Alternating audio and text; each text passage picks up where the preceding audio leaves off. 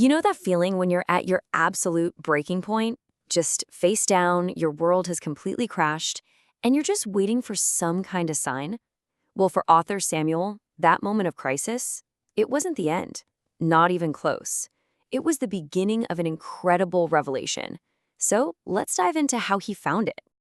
So, right there, in the middle of all that despair, Samuel says he received a direct command. And we're not talking about just a good idea popping into his head. He describes it as a clear, divine instruction to, chart a map for the rest of us, to show people how to take their deepest hurts and transform them into their greatest strengths. And that became the very beginning of his philosophy, GodStrong. Okay, but to really understand the gain, we first have to get a handle on the pain. And believe me, there was a lot of it.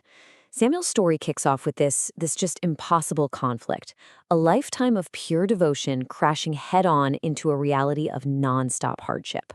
So, first things first, his birth. The source describes it as just abject poverty. We're talking about a world that had no easy roads, only thorny paths from the very start.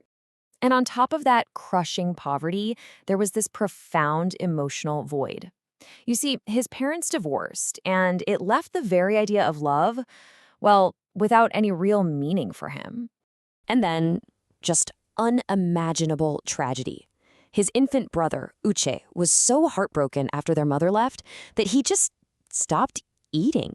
He died from what Samuel calls heartbreaking anguish. Wow.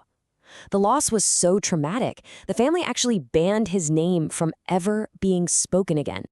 Now, what's so fascinating here is how he responded to all this. I mean, you'd think he'd turn away from his faith, right? Nope. He doubled down. Hard. He followed every single rule of Christian conduct, prayed zealously, fasted fervently, studied and memorized Bible verses. He was absolutely certain his devotion had to unlock some kind of divine breakthrough. And yet nothing, absolutely nothing. Despite all that incredible effort and his unwavering belief, the breakthroughs, they never came. The clouds never parted. He won, as he puts it, 0 battles. And that complete disconnect between his faith and his reality, that's what pushed him right to the brink. So this sense of failure, it actually became his turning point. Instead of just abandoning his faith altogether, he started to question the version of faith he'd been taught. He turned his doubt from a weakness into a powerful weapon for finding clarity. And this here really lays out the massive shift in his thinking. On one hand, you have the church-made God, the one he was taught about, who expects you to just sit back and wait, and who kind of frowns on self-dependence. But then he moves to the GodStrong view, a God who wants to be your partner, who wants to see you actively use the powers of self-reliance he gave you in the first place. I love this. He says, "I have discovered that those who have nothing to doubt have nothing to believe." You see, for him, doubt isn't the opposite of faith.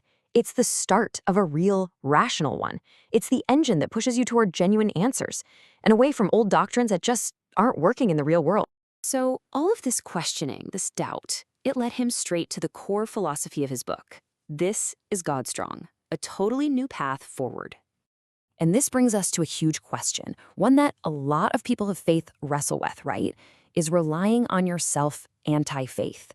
I mean, is taking matters into your own hands, using your own skills and your own brain, some kind of act of defiance against God? Well, Samuel's answer is a huge, resounding no. And it's a complete reframing of the whole idea. He argues that using your God-given gifts isn't anti-faith at all. In fact, it's the ultimate way to honor your Creator by actually activating the potential He put inside you to begin with.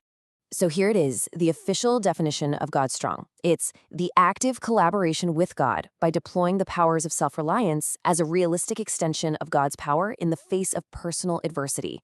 Whoa. So it's not just about being strong on your own. It's about a dynamic partnership, an active collaboration. You're deploying your own power as an extension of God's power, especially when things get really tough. Okay, so what does this partnership actually look like in the real world? The book lays out this really cool model where we're basically co-laborers with God.